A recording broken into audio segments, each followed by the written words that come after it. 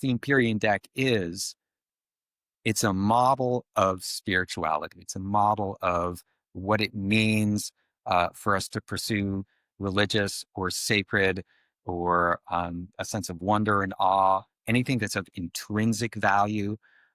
This is a model of what I've learned about what the kind of spiritual project is, or spirituality as not just an aspect, but the basic foundational aspect of what it means to be human.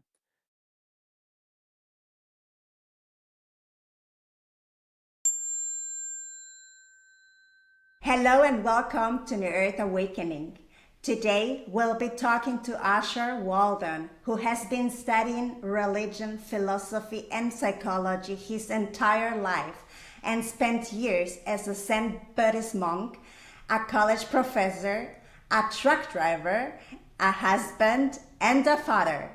He has come to realize being on the autism spectrum as well as being neurodivergent in various other ways. His process of understanding and integrating these aspects has gone hand in hand with the development of the Empyrean Deck.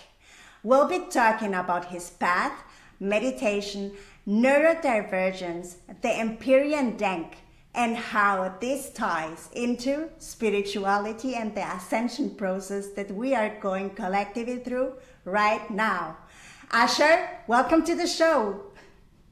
Thank you so much. It's a real pleasure to be talking with you. Thank you for being here. So let's start by you sharing a little bit about your amazing path, So let's do this. Yeah, sure. So I've pretty much been on this path my whole life, and it's been a long and winding road, as they say. I have a doctorate in theology, but what I really studied was comparative religion.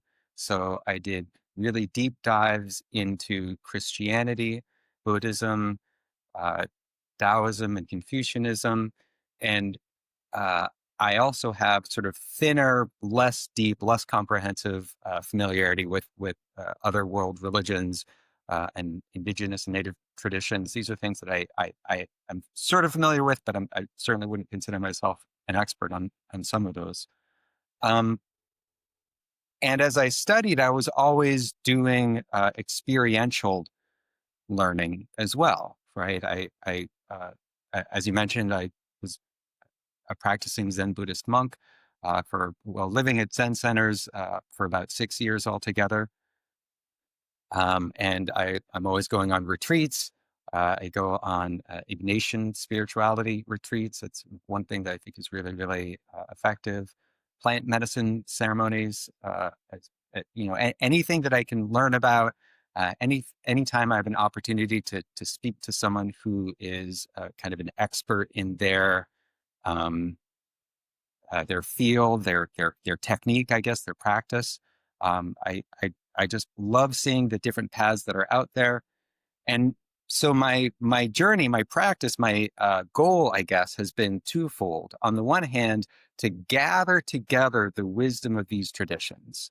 I've just always loved studying these ancient traditions, as well as anything that people are doing nowadays to kind of bring these traditions up to date and to put them into practice and to kind of explain them in ways that make sense for us today. Because our language is very different, right? Our situation is different. Our political and social assumptions and world, kind of the things we sort of take for granted are very different. But I think that the wisdom that's there is still good, right? It's still valid. It's still true. And so the other part of my project, I guess, has been not just sort of collecting the wisdom but really putting it together, organizing it, packaging it, you might say, in a way that's going to be accessible for the kinds of questions that we have and the kinds of problems we face. So the result, so I always wanted to write a great work. I always wanted to kind of put together, a book. I sort of assumed that it would be a book because I read a lot, I guess. in which I sort of put together and synthesized, I guess, everything that I learned. And what I realized a couple of years ago, maybe like 5 or 10 years ago, is that even if I did write the greatest book that I, really envisioned, who would read it? People don't read books. I didn't. I was also similarly, I was a college professor. I was in academia for about 10 years. So I started teaching before I finished my doctorate, and then kept on teaching after I finished. And I just realized that I could write something great, and 7 or 10 people might read it and get something out of it, right? If it was like an academic publication. And I just didn't want to do that. It just wasn't that interesting to me. It would be too much work for not enough payoff. And so what I ended up doing, and this was not a plan, right? But what I ended up doing was creating this deck of cards. And the deck of cards is basically a series of images, each one of which is something that I found in not every single religious tradition, but uh, these things occur frequently enough in wide enough distribution that that they sort of touch on something deep and important about how humans work, about how we experience the sacred.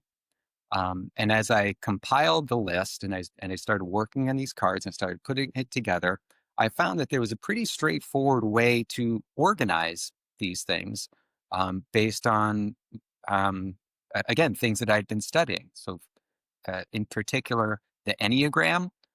This I don't know if you're familiar with this. There's a system of, it's really a personality typing system. It's a little bit like horoscopes. Um, and then I also studied the I-Ching for a long time. And so I used that structure. And yeah, I can see you're excited about the I-Ching. Great. The I-Ching is really kind of like uh, an anchor for me, I guess.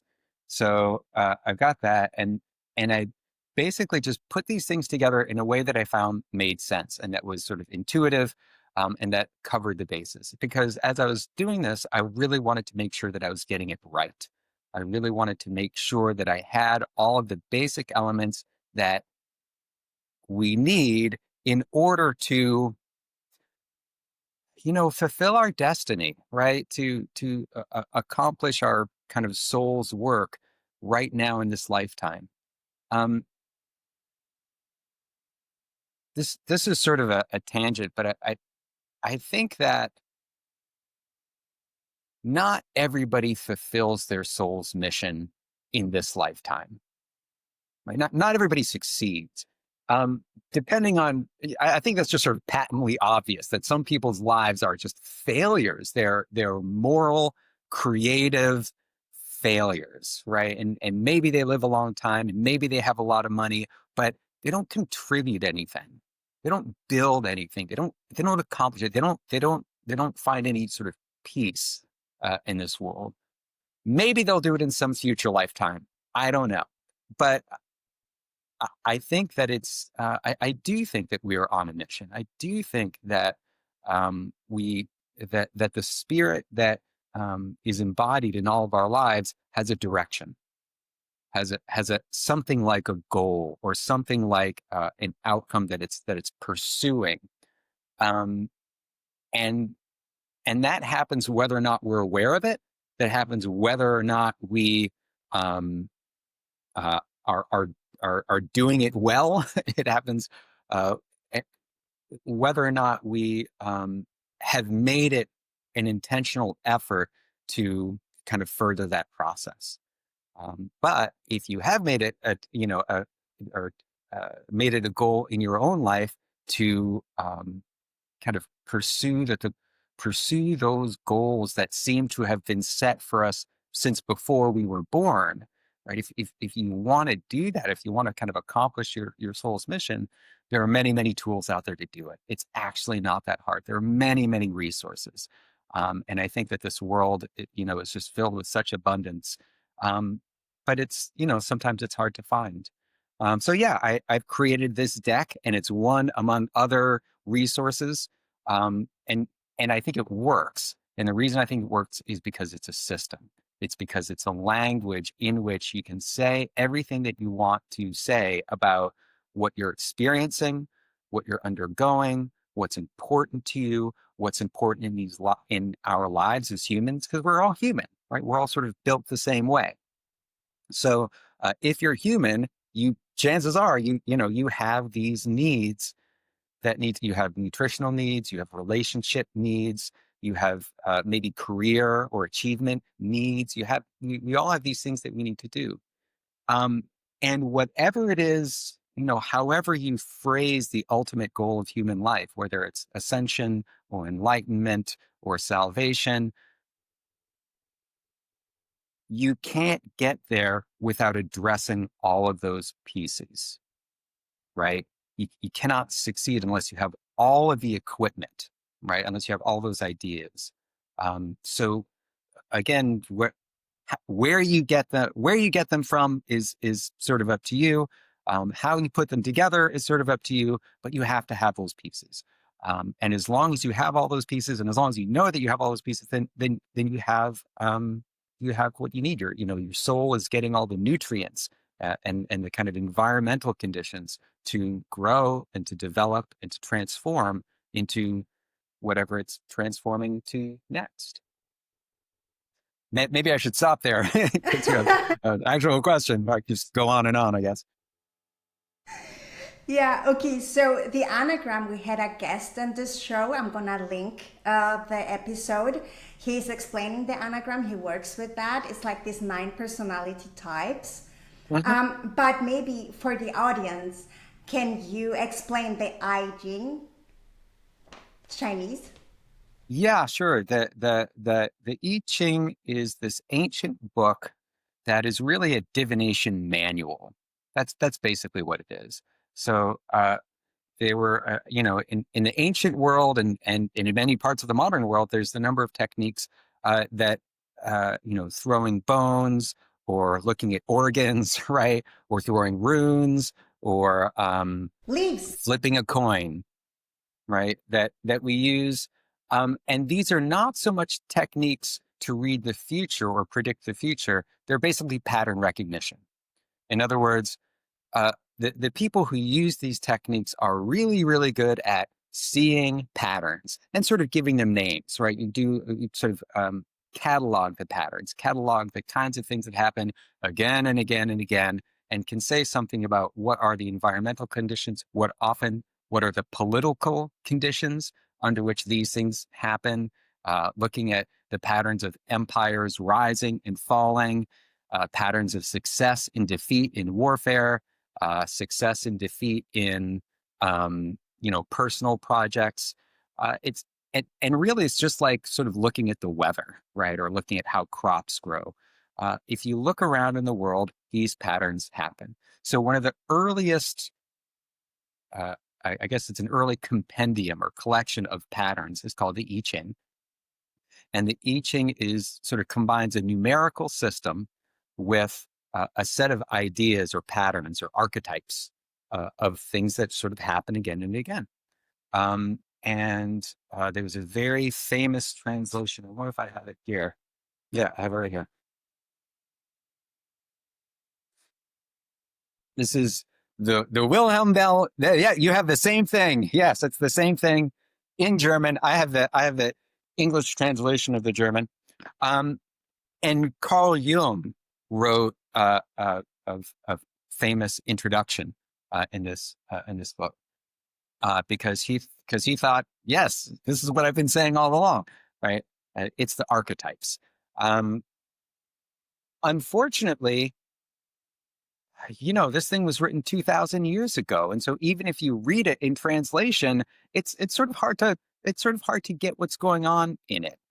I always had a similar thing with the tarot deck. I don't know if you are doing tarot. Like, well, it's a cool thing and it works.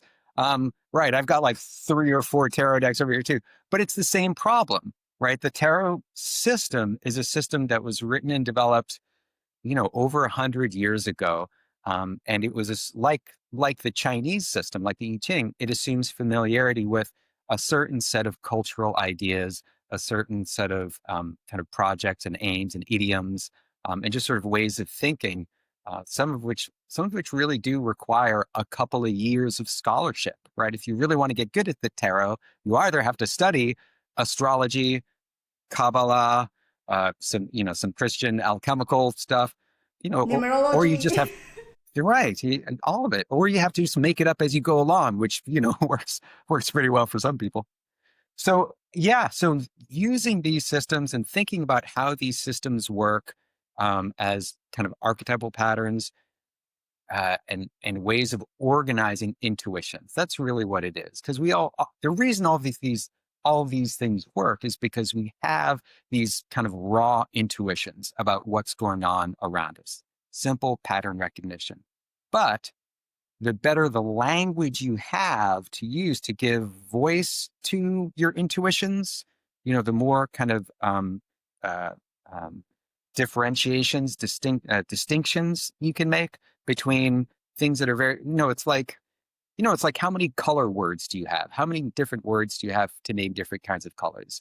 Right? And there's this thing that men typically have like 12 and women typically have like 100, right? Well, if you're an interior designer or something, or an artist, you need a lot of names of colors. You need to be able to see and not just see the difference, but to know something about what effect the difference will have on the whole kind of palette.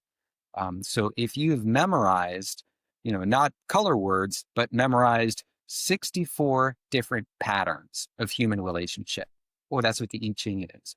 Or I don't know, how many cards are in a tarot deck? 72, 60, something like that. So then again, that's 62 words. And if those words or names are very clear, then you have a language for expressing intuitions, patterns, human relationships, different kinds of, they're basically all different ways in which the sacred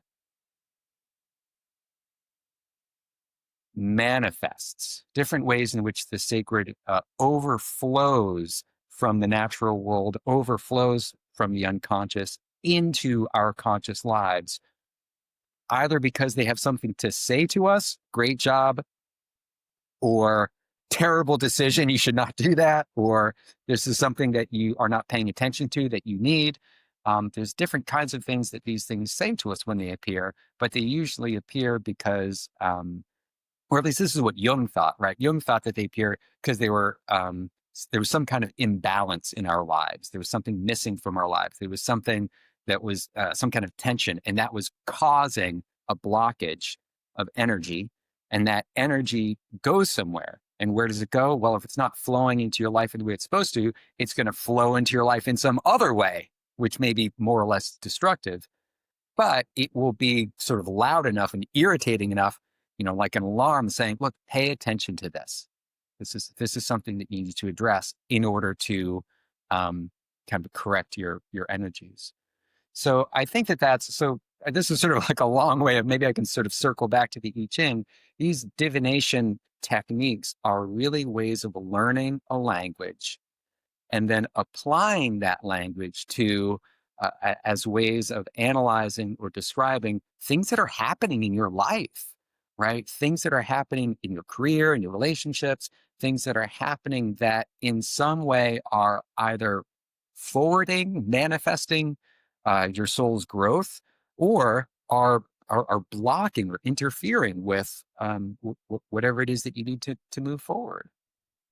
So yeah, and any language that you have, if you have a good language and if it's a complete language, that's important. It has to have placeholders or labels for everything that's important. Yeah. So let's talk a little bit about the Empyrean Deck and how all of those ideas flow into it. And maybe you Sure. can show the deck and make a little collective reading of the energies. Oh, should I do a really short reading Yeah. of To show our it. our Yeah. conversation? Okay. For the Um, audience, the energies that are floating around for us to work with. But Sure. first, maybe explain a little bit about the deck and how it came to be. Okay. So at some point, this was maybe 3 years ago, I started collecting these images. I knew that I wanted to have sort of a catalog of images and sort of descriptions of what they looked like. And I was sort of actually inspired by a book called The Golden Compass by Philip Pullman. They made a movie out of it too. Well, anyway, there's this idea of there it, the one of the the Golden Compass, which is what the name of the book, is a golden mechanism that these alchemists invented with different symbols, and it's sort of based on the same kinds of symbolism that the tarot is made of. And the idea is that it's just sort of a new invention that does the same thing as the I-Ching or the tarot, but it does it in this kind of technological way, which is sort of fun. And so I thought, well, I guess I sort of thought that I could do that, and that I could come up with one that wasn't just fiction, but that was, again, that really was right and was complete. So I started compiling these images, and I didn't have a good idea about what I would do with the images until I, kind of had a breakthrough. This was maybe 4 or 5 months after I sort of had a pretty good list of organizing the cards into houses. So I have 8 houses, and there are 8 cards in each house.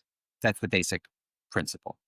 And that follows the pattern of the I-Ching, right? Because in the I-Ching, there are 8 houses, or 8 trigrams. And the way you get all 64 hexagrams is by combinations of 2 of those trigrams. So that's how I And organize.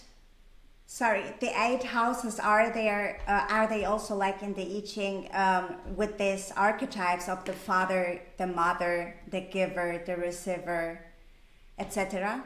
Or how do Very you do similar. that? It's very similar, right? And any good system is going to have similar parts, right? So yes, there is. So for example, there's each house. So again, there's 8 houses with each 8 cards in each house, and 1 card in each house I call the throne, and this is sort of like the trump or the court cards. And in for example, one of the 8 houses is called the house of life, and it just has to do with our embodiment, with our physicality, with our physical needs for food and shelter and clothing and intimacy and touch, and hugs and care. And the throne of that house I call the mother, the great mother, because every religion has a great goddess, for marriage, fertility, for growth, for love, and for healing, right? Things that have to do with the physical body. And I'll show you. This is what the Great Mother looks like in this deck, and it's a chalice, which is the chalice is, among other things, a womb. It's the Holy Grail. It's the thing that holds life together, right, like a hug. And so that's sort of like the mother. And then I have another house, which is called the House of Craft, which has to do with creativity, technology, um, um, engineering. Basically, it has to do with the mind, has to do with God as a creator or designer or builder. So again, these are aspects of our personality, right? Aspects of what we need, sort of how our minds work, really, right? There's one, part of what it means to be human is that we are embodied. We have bodies, and that we love these bodies, and that these bodies love each other, but that they're also sort of fragile and vulnerable. And that's just part of what it means to be human. And another part of what it means to be human is that we have this kind of creativity. We like to build things, we like to explore, we like to tinker and figure out how things work, whether it's an engine or whether it's your amps on the guitar and you want to figure out how to create, just the right texture or tone with your electric guitar. We just like the tools, right? And so that's the House of Craft. And the throne of the House of Craft is called the Architect. And this is the way I've done this on this simple version of the deck. And that's just a hammer and an anvil, very simple. Um, and and this is the version of God that's sort of like the Father, it sort of represents the Father figure, I guess. And sure enough, this represents this is, or at least not all of these analogies work, by the way, but this is pretty close to heaven in the I-Ching, and this is pretty close to Earth in the I-Ching. They don't all apply one to one, but most of them are pretty close actually. So there's 8 houses. The 8 houses also correspond pretty well to the Enneagram. In the Enneagram, there's 8, or I'm sorry, there's actually 9, but I think that that's redundant. I think based kind of what I've done. Again, the analogies are not perfect, but it's sort of kind of close. Um, I've combined the Enneagram number. I think it's number 6, which is the loyalist, and 8, which is the challenger, because I see those as 2 different poles of the same thing. So I would combine those. Um, so there's 8 houses, and there's also 2 cards that are not in any houses. They're sort of like the wild cards. The 8 houses represent our imminent, this worldly kind of practices and experiences of spirituality, of things that are important in our lives, our bodies, somatic practices, creativity. But other houses have to do with learning and scholarship and history. There's another house that's really about the ego or the self, the fact that we are, for better or for worse, individual, discrete selves, and that we want to be different from other people. We want to be unique. We want to have our individuality, right? We have to have healthy boundaries, right, between ourselves and other people. And that's, again, it's just part of what it means to be human. But aside from those 8 houses, there are these 2 things that have to do with the transcendent, I guess. Um, and they look like this. And I've just made them a black Empyrean card and a white Empyrean card. And the idea of the Empyrean cards is that all of our lives, the only way to understand our lives is in terms of uh, the way in which our lives are bounded at the beginning through some kind of origin. There's that mysterious dark origin from which we all came, the chaos, right? The darkness, the depths of whatever it is that was there before our lives came into existence. So that's the black Empyrean card. And then the white Empyrean card is the same thing on the other side. It's whatever happens to us next. It's wherever we go next after we complete our lifetime, right? Our empirical lifetime, birth to death, our sense of who we are as a complete person. It's it's the thing that it's the thing that represents our attainment or success or ascension. It's the thing that represents whatever it is that happens next or wherever it is we go next after we have completed our lives. Um, so, in case this isn't already obvious, whatever else the Empyrean deck is, it's a model of spirituality. It's a model of what it means for us to pursue religious or sacred or a sense of wonder and awe, anything that's of intrinsic value. This is a model of what I've learned about what the kind of spiritual project is, or spirituality as not just an aspect, but the basic foundational aspect of what it means to be human. And the idea is we have these things that we have to do, these that are sort of organized in 8 houses, things that make our lives good, that make our lives healthy, that make our lives, that give our lives meaning, a sense that our lives have meaning and purpose. So there's those 8 categories of things that happen within our lives. And then there are these 2 things that are sort of like the alpha and the omega, within which our sort of lives are contained, because we cannot make sense of our lives from within our lives. The only way to understand our lives is to have a sense or a view, preferably an experience of seeing ourselves from the outside. And I think that that's, by the way, what's so valuable about things like near-death experiences or religious experiences or psychedelic experiences, if they go right. Oops, they don't always go right, but if they go right, what happens is you see not just your own life, but human life, the whole planet, as if from the outside, from eternity. And when you see things from that perspective, things make sense, right? You can understand things, you can understand patterns that you just can't make sense of otherwise. So I think that's probably a pretty good summary of the structure of the deck. Cool. So, can you please make a reading of the energies and the archetypes that we collectively could be working on right now?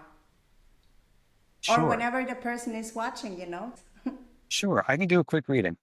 Um, I've developed this thing that I think is cool, and that may be a that may be a selling point, or it may be just silly.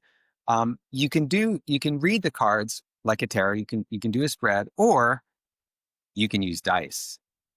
So I have in my hand one die for each house. I have 8 dice, and they're 8 different colors.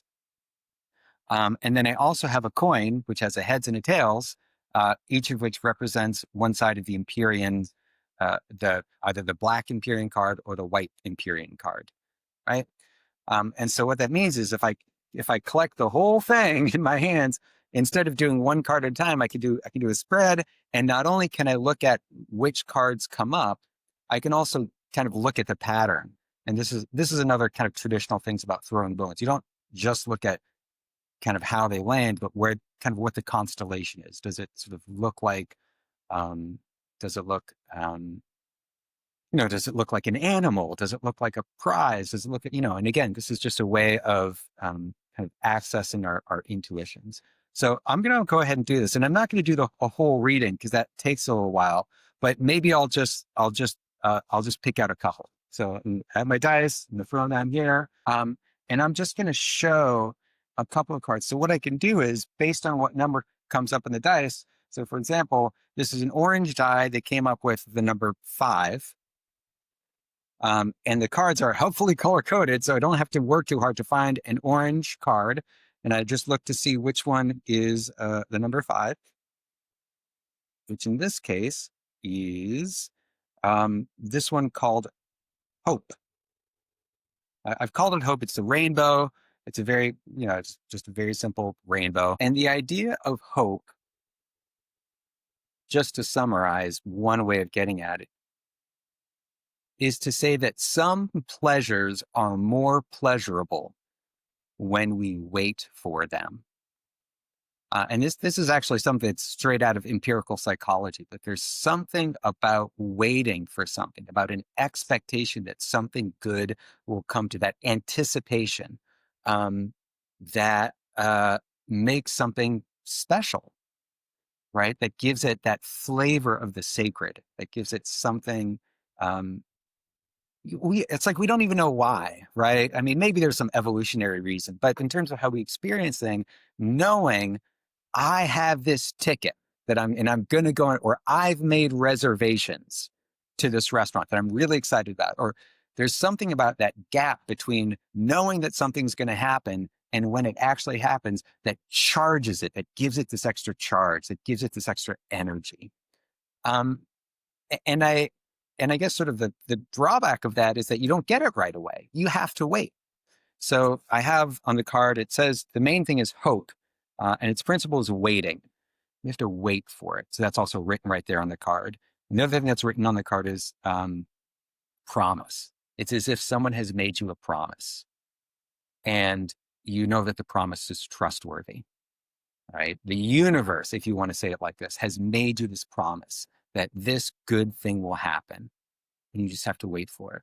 Now, if you're anything like me, the idea that I have to wait something is like, shit, I don't want, it's terrible. I don't want to have to wait for it. I want it right now. But sometimes that's just happens. So these things are not universal in the sense that it happens all the time, but universal in the sense that it happens often enough to enough people that it has this sort of special importance, that this is just sort of a channel by which the sacred comes in. And in fact, I did a reading for our conversation last night. And actually this one came up then too. Just just so you know. Let's see, let me do one more. I won't do all of these, but another one that comes up is the purple die. Well, obviously every die comes up once, and when the purple guy came up, it came up with a number 2. And in my system, number 2 is actually the throne. So the throne of this house, the purple house, is the house of the self or the ego. It's that thing that makes us want to be different, or the times in which we need to distinguish ourselves from the crowd, distinguish ourselves from a system, distinguish ourselves. It's the rebel card. And at least in America, it used to be the case that it was cool to be a rebel. That being a rebel was like, everyone wanted to be a rebel, right? I don't know if this comes from movies or from our history or what, but it used to be the case anyway that if you were a rebel, that meant you were cool. Not so anymore. No, we are in a very conformist age now. But it's still the case that we are individuals. And what it means to be individual means that sometimes we disagree with other people, disagree or even rebel against, or at least there's conflict. So there's this reality of conflict in our lives. And again, I don't know about you, but I don't like conflict. I just don't. It makes me uncomfortable. But sometimes I have to do this. So actually, and I picked this one because again, this is also one that came up last night for this same, for this reading. And I think that it's because I have to distinguish myself. And again, I don't like doing this. I don't want to pick a fight with anybody, but this deck is different from the tarot deck. It's different. It works differently. It says different things. And I think it's better, not because it's smarter or more complete, but just because it's more current, because it speaks a language that I hope, people in today's day and age can work with. Does that make sense? Should I do a couple more, or do you want to? So what's the guidance so far? What is it telling us? That there is hope?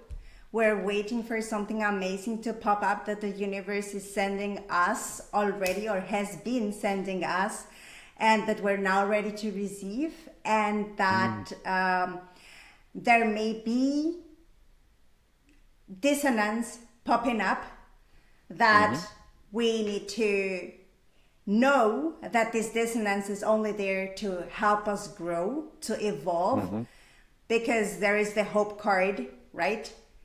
Or something like that. Yeah, no, that's absolutely right. So these things, the way to read these things for me is not so much kind of a general, kind of what's in the air. These things are really personal.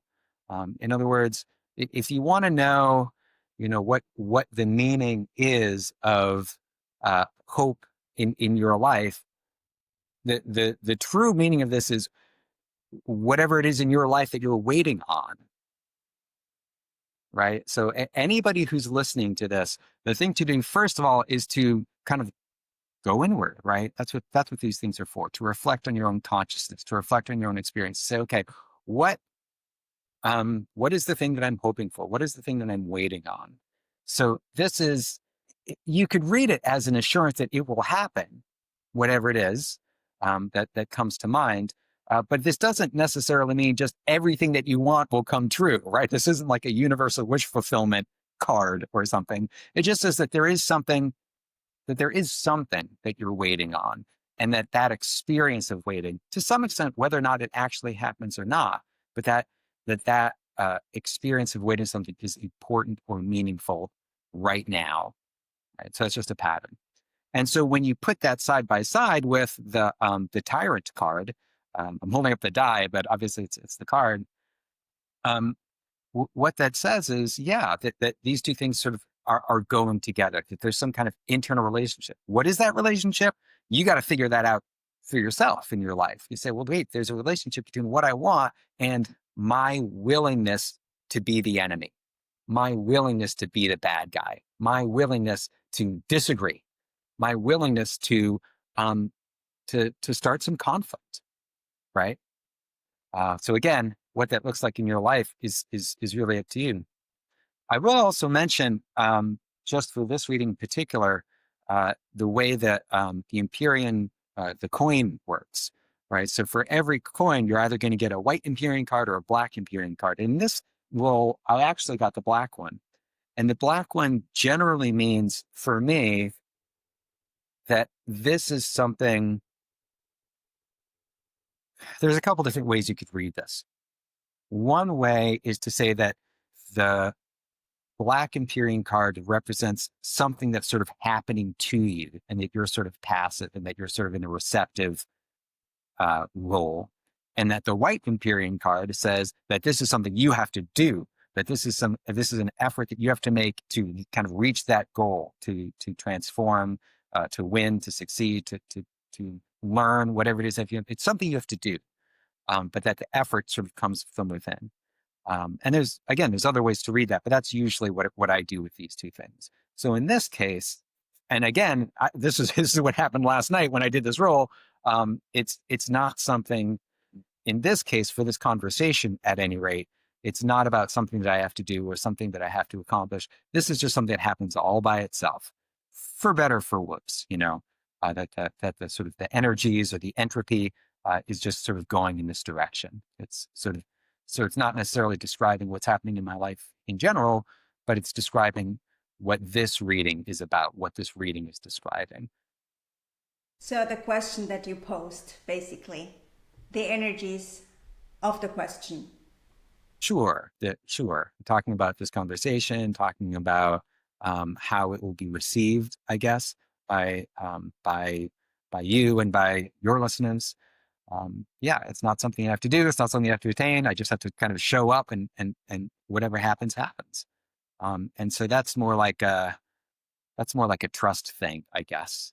It's an acceptance thing. Like it or lump it. That's what's going to happen. Cool. Thank you very much, Asher. So I have been writing down a few things that have caught my attention while you were speaking. I have here, for example, the soul mission, which you mentioned that most likely people have not ascended far too much. And I want to just say that Dr. Hawkins has this map of consciousness that we've been talking about in this show also already.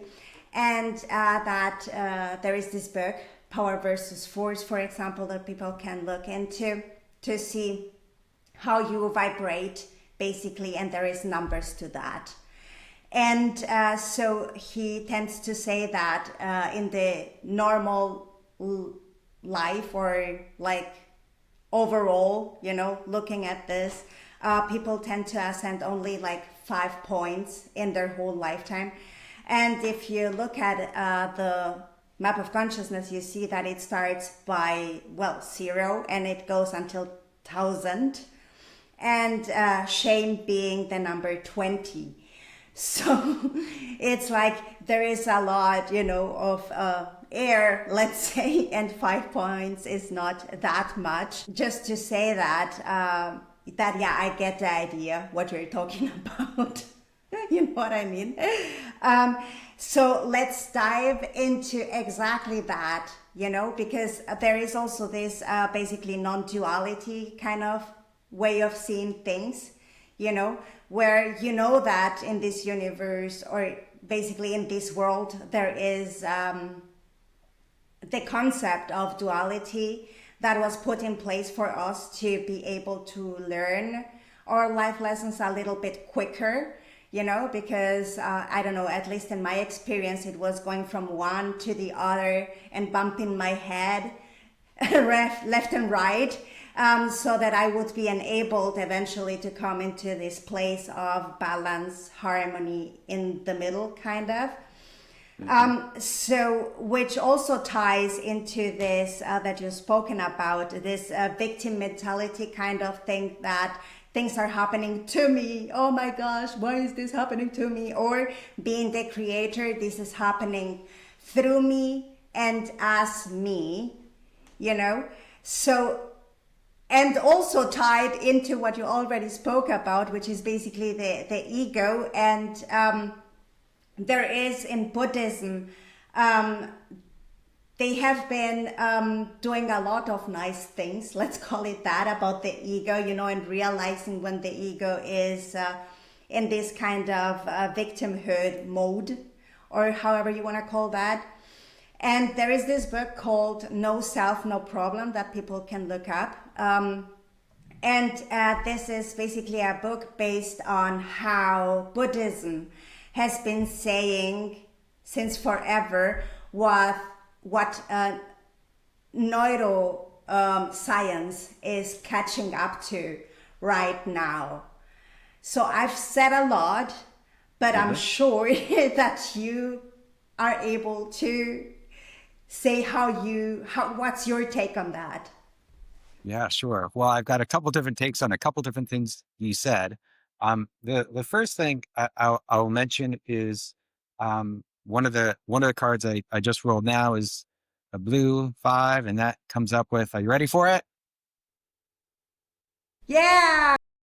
Yeah, it's polarity, right? It's this idea that again doesn't happen every single moment of every single day, but something that happens frequently enough that has a form or a structure that carries a lot of energy is this idea of polarity.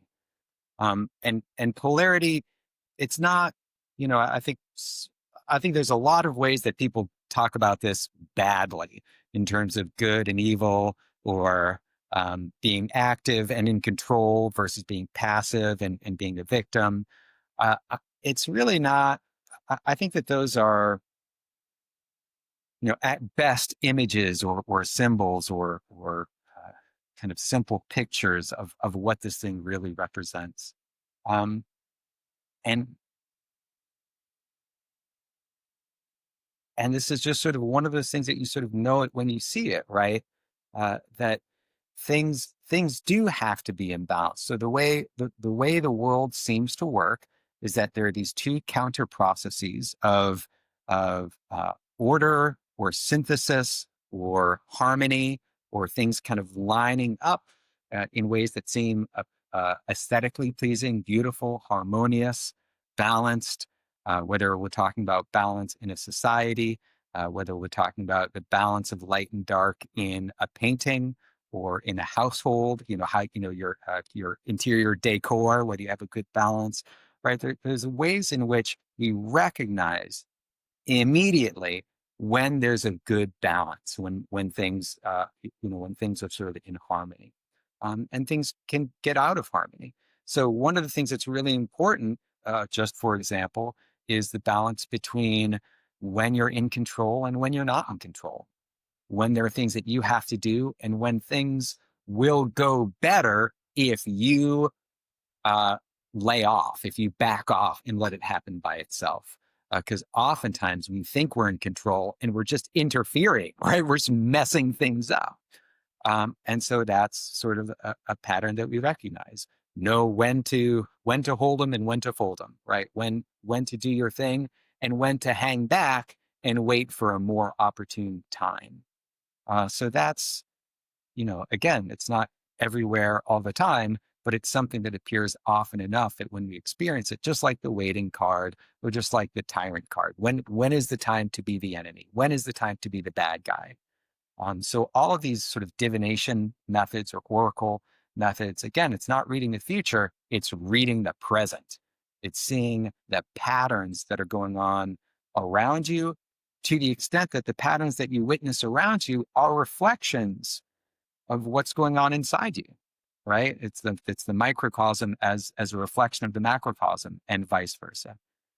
So when we see these things, it's because we are tuned to them. And when we are tuned to them, it's because they're important, that there's a lot of energy going on, either in our own lives or in the political climate or on the planet as a whole, even. So that's one thing to sort of look out for.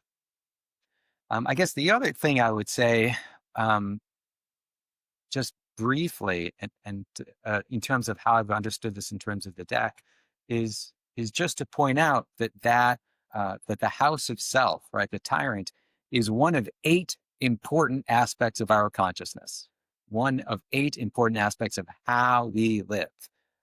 So it's not And what the Buddhists sort of point out is that we think that that's it. We think that that's the real thing, that one house is sort of the truth of the world. And it's not. Yes, we have egos. It's not that we have an ego or a self, it's that we have this function. It's that an aspect of conscious is to organize the data, organize perceptual experience, emotional experience in terms of whether this benefits or harms the self, or whether the self is in control of it or not. So those are the kinds of questions that are important for the self. But at the same time, that's not a thing. It's a function. It's an activity. It's a process. It's one aspect of how we synthesize our experience of the world. One of those is in terms of that ego, that self-image, but there's also all these other things that are just as important. And again, there's sort of a balance there. There's seeing how all these things kind of fit together. And if you can make those parts sort of fit together harmoniously, then you've got a system in which a lot of energy, a lot of beauty, a lot of power, if you want to think of it in those terms, can come through. So I don't generally think of ascension or enlightenment in terms of like a linear scale. I don't think that we're all on the same journey. I think that I think it's a nice metaphor, and again, it applies a lot of the time. I think that a scale like that is an instantiation of this card, which I can find easily. It's the journey card. It's this idea that it's just meant to look like a pathway. And the idea of this card is that we're all on a journey, right? That we are all, that there's something important about a sense of where we are now and where we want to get to, and that there's a history, there's a process, there's efforts, there's trials and tribulations along the way in order to get there. But I also think that, again, that's an image, right? That's a symbol, and the actual meaning or importance of that symbol is going to be different for different people. So again, I don't generally think that there's any one journey that all of us are on, but I do think that all of us are, on a journey, and that's an aspect of how our consciousness, how we experience our lives, and how we make order or a sense of order and meaning for our lives. We say, well, where am I trying to get to? And what's it going to take for me to get there? Which direction do I need to go now? For me, that's about balancing all these things that are already in our lives, right? We all have a sense of creativity. We all have a sense of being a body and what it's like to be the physical body that I am. We all have a sense of um, uh, of um, of lawfulness or language or how the world is sort of structured, right? We all have these things. We all have these parts. The question is, are we able to bring all these parts together, all these desires? It's just these different desires, different goals, different hungers that we have, that we need, again, for our soul to be complete, for our soul to get all the nutrients that it needs. And if the soul, this is my belief, right? I believe that the soul is hardwired to succeed, that the soul is hardwired to move in the direction it needs to go in. But the question is whether the soul has the raw materials available. Does it have the techniques? Does it have the wisdom to put together those raw materials in a way that makes sense, in a way in which all of these elements are sort of harmonious? So that's sort of the goal, I would say. So, staying with the topic of harmony, let's go into meditation and how that helps us to come into this place of harmony. Sure. I think that this thing is so important. And I myself often forget how important it is to have a meditation practice or a contemplative practice as a kind of anchor in how we sort of live our lives and in terms of how we function. So one house of the eight, it's not the only one, it's not the most important, but one of the eight houses is called the House of Contemplation. And the throne of the House of Contemplation is called the Mystic. It's like that. This is wind chimes. And the idea is that we all have, again, as part of our hardwiring, as part of how our mind works, this a kind of intuitive sense of how the transcendent filters in to our lives. So it's the explicit contemplation of the archetypes. It's the explicit contemplation of um, the way of not just our own lives, but of the place that humanity, uh, uh, um, the place that where humanity sits, I guess, its location within the planetary, the ecosystem, the ecosphere, but also cosmologically, humans have this unique role to play. Um, and so anytime that you had the sense, on the one hand, of humanity's smallness, right, the shortness of my own life, but at the same time, the sense that even though I'm a tiny little bug, I am a very, very important tiny little bug amongst the millions and millions and millions of other bugs who are the engine of the cosmos. Right? That's what we are. We are the nodes. We are the neurons. We are the processors through which the intelligence of the cosmos operates and does what it does. So contemplation is our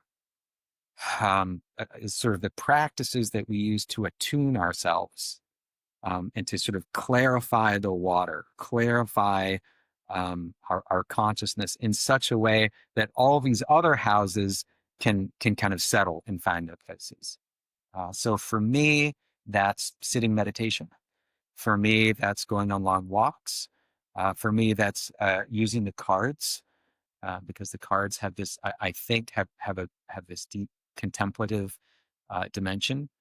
Not just because there's this house of contemplation among others, but because in a way, all of the cards are what they're really doing is attuning us to these kind of internal energies, the nature of our own consciousness, the nature of our experience of the world, how we experience the world, our embeddedness in the world, right? Because we're not sort of outside observers, we're participant observers, like we're part of the process, right? What we see and what we want is important in terms of what we experience and what the effects are of our lives in terms of other people, history, in terms of our descendants, in terms of everything that's important. So yeah, contemplation, meditation, especially sitting meditation, if you can do it. It's not for everybody. For other people, maybe something like Tai Chi is better. Or again, walking meditation or chanting or just listening to music. There's many, many ways to do it. The cards don't tell you how to do it. The cards just say, this is important. And so if you got this card in a spread, for example, that would tell you now is the time in your life that you should be kind of returning or either returning to your meditation practice, or if you don't have one, now is the time to find one, right? Because I think everybody needs to have some kind of contemplative practice. So, what was your favorite practice as a Zen monk?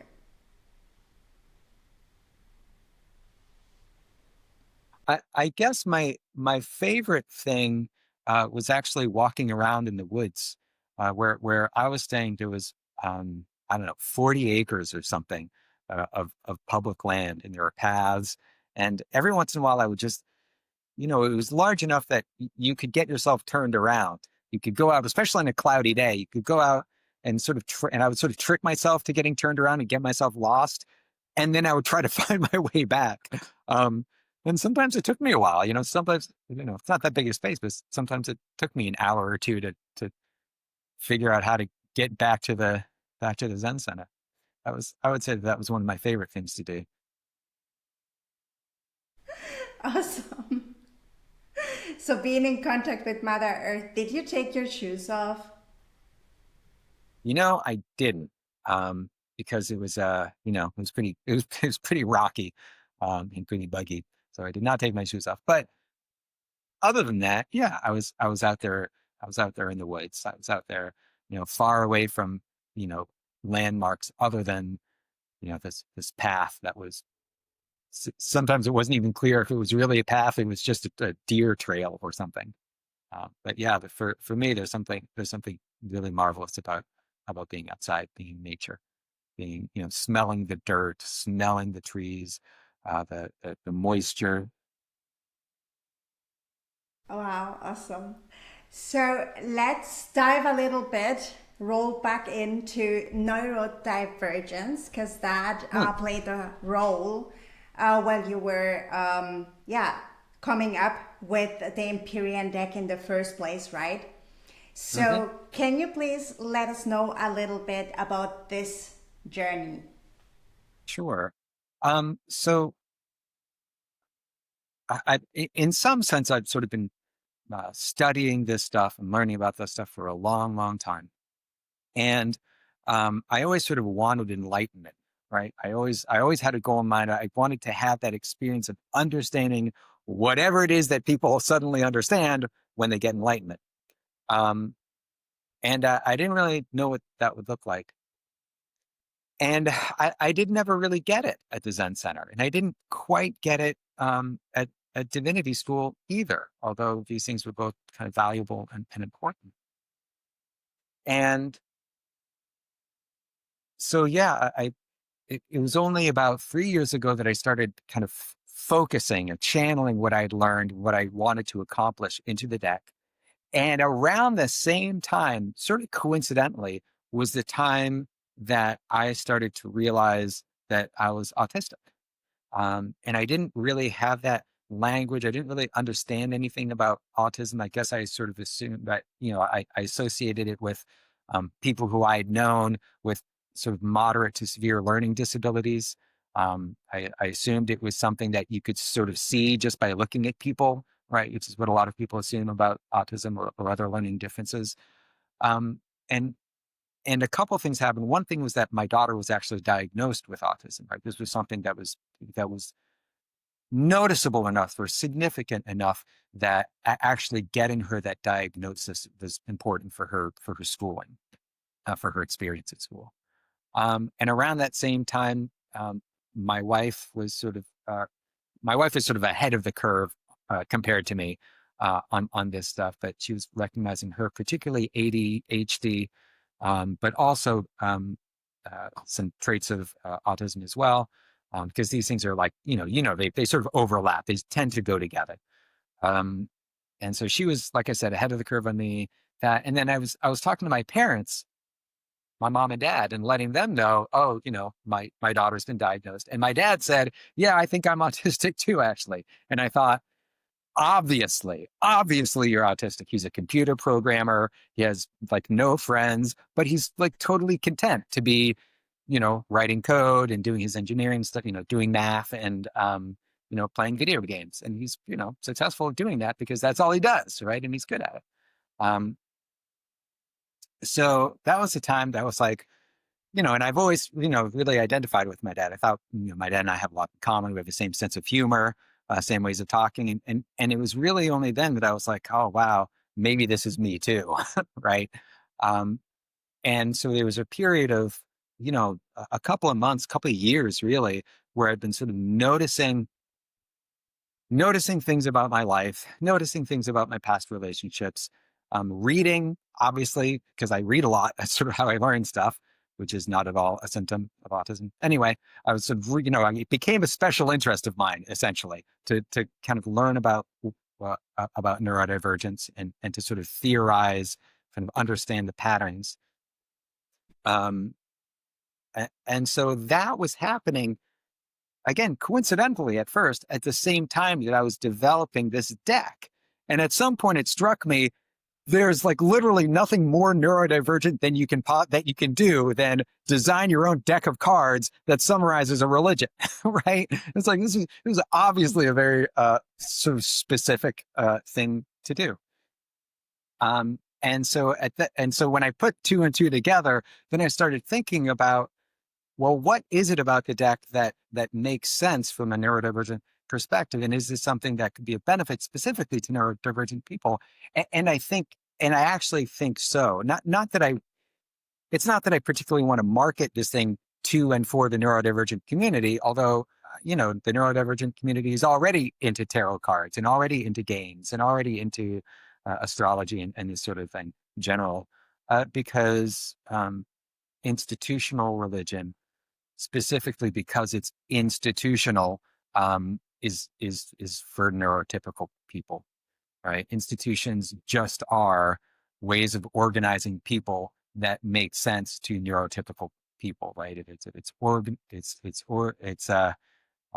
Everybody knows what to do. Everybody talks to each other. Everybody has their place.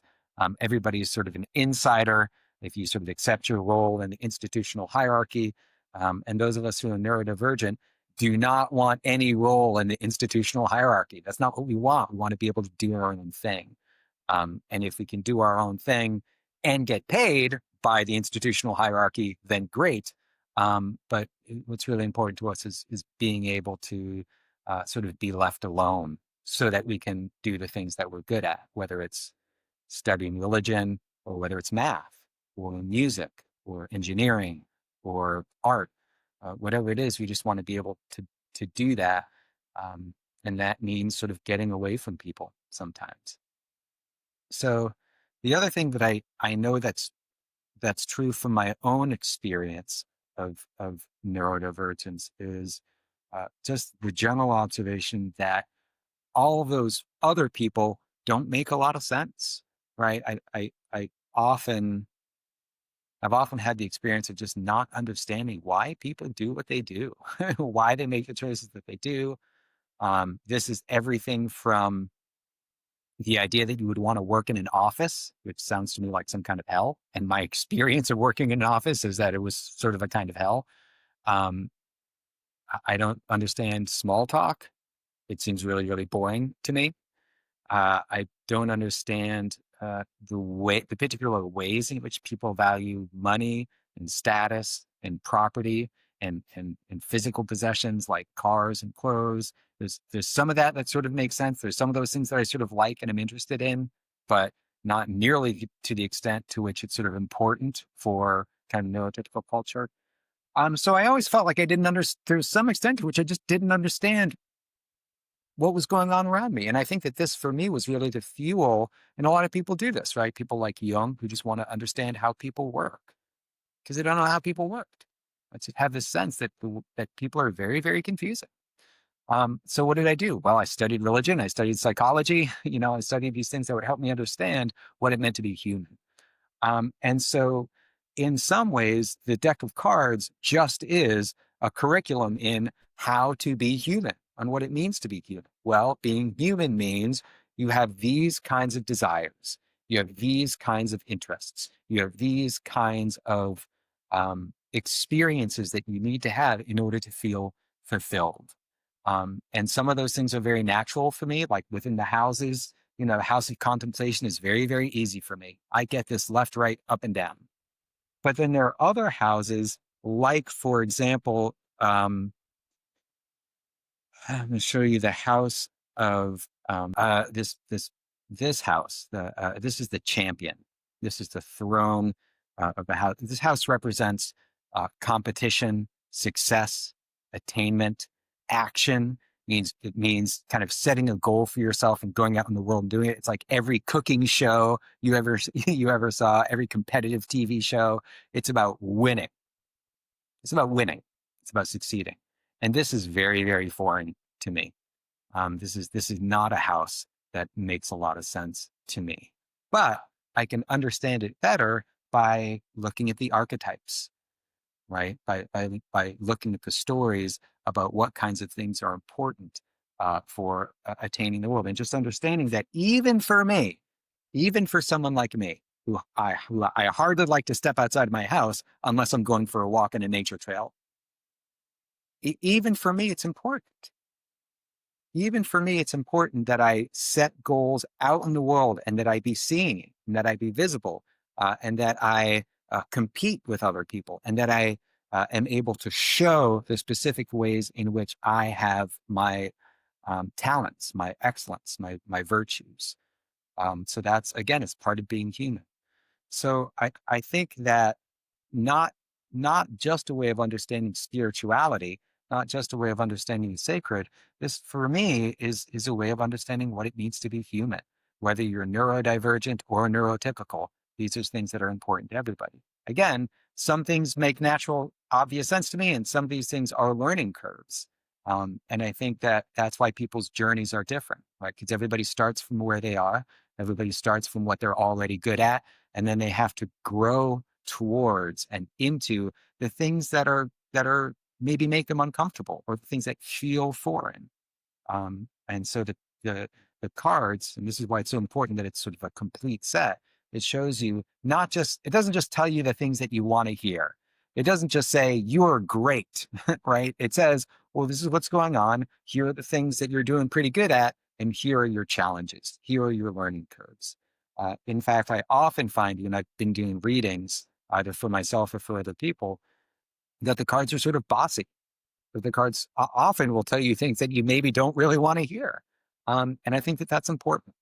I think it's really important that we're not just encouraging each other all the time or patting ourselves on the back all the time, but that we're also kind of balancing that with, well, look, these are the things that I need to take a good hard look at myself and maybe sort of fix, or maybe change, or maybe learn something new, even if it's outside my comfort zone. Yeah, well, that's making the subconscious conscious so that you are Yeah. able to look into it, right? Right.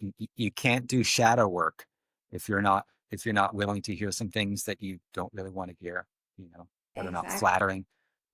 Um, so yeah. And Yeah. that was a big part of my process in accepting myself as an autistic person.